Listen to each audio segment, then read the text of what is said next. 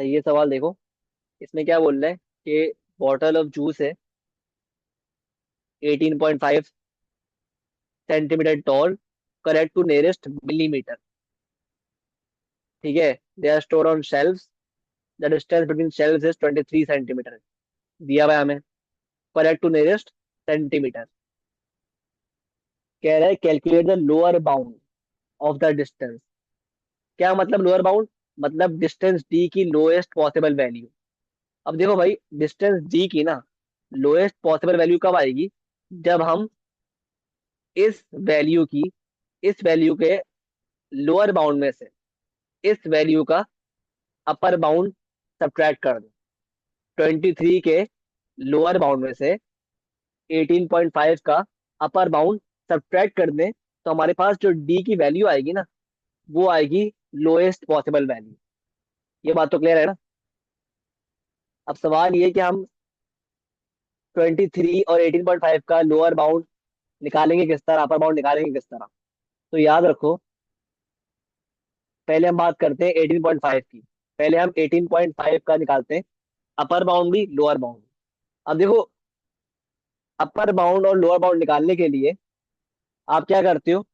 जो ये लिखा हुआ है ना, करेक्ट टू नियरेस्ट, तो जो भी नियरेस्ट लिखा हो ना, करेक्ट टू नियरेस्ट लिखा हो, यहाँ पे लिखा हुआ मिलीमीटर, मतलब बात हो रही है 1 मिलीमीटर की। करेक्ट टू नियरेस्ट मिलीमीटर मतलब करेक्ट टू नियरेस्ट 1 मिलीमीटर। ये मतलब है ना इस बात का।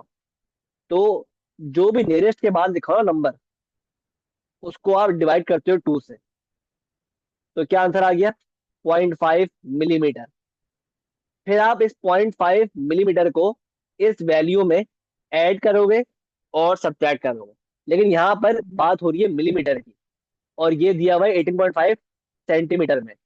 तो पहले आप एक काम करोगे, पहले आप इस सेंटीमीटर को कन्वर्ट करोगे मिलीमीटर में, और 18.5 सेंटीमीटर को कन्वर्ट करने के लिए मिलीमीटर में क्या करते हो आप?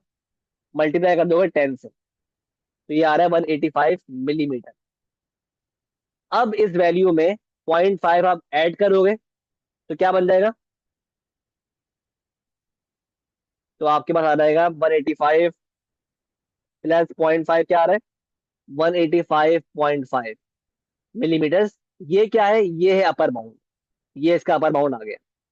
लोअर बाउंड निकालना है, तो क्या करेंगे? 185 माइनस 0.5 कर देंगे, 184.5 आ रहा है।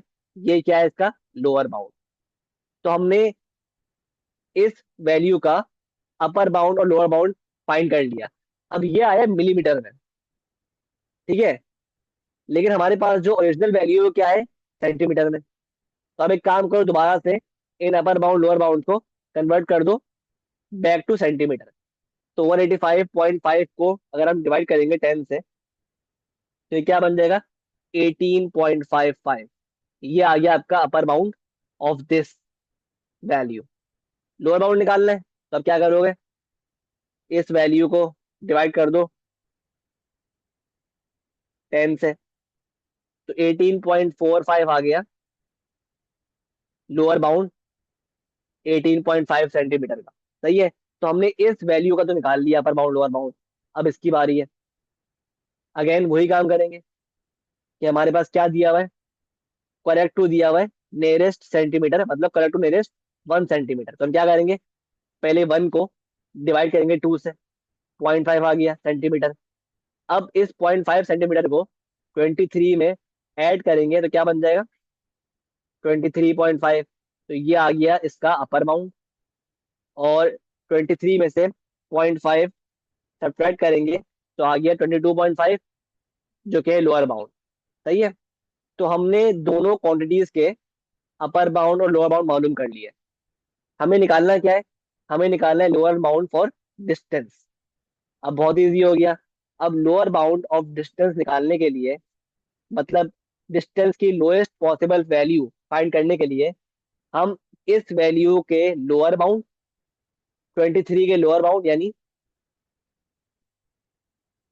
यानी कौन सी वैल्यू? ये, सॉरी, तो अपर बाउंड है। 23 का लोअर बाउंड यानी ये वैल्यू, इसमें से सब्ट्रैक्ट कर देंगे 18.5 की का अपर बाउंड, मतलब 18.55। सही है, तो क्या बन गया? 22.5 माइनस 18.55, आंसर आ रहा है 3.95 सेंटीमीटर। क्लियर है, ये आपका आंसर है। इसके आपको 3 मार्क्स मिल गए। लेकिन लेट से आपसे क्वेश्चन में कहा होता कि find the upper bound of D, find the upper bound of D, फिर आप क्या करते? फिर आप अपर बाउंड निकालने के लिए ऑफ डी आप कुछ नहीं करते, आप इसका उल्टा करते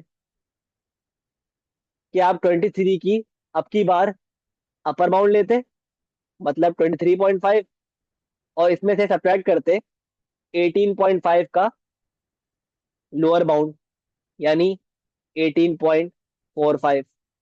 तो क्या आंसर आता? आंसर आता 5.05 सेंटीमीटर, और ये आ रहा है 3.95 सेंटीमीटर। ठीक है, तो डी का जो लोअर बाउंड है वो क्या आ गया? 3.95, और अपर बाउंड क्या आ गया? 5.05।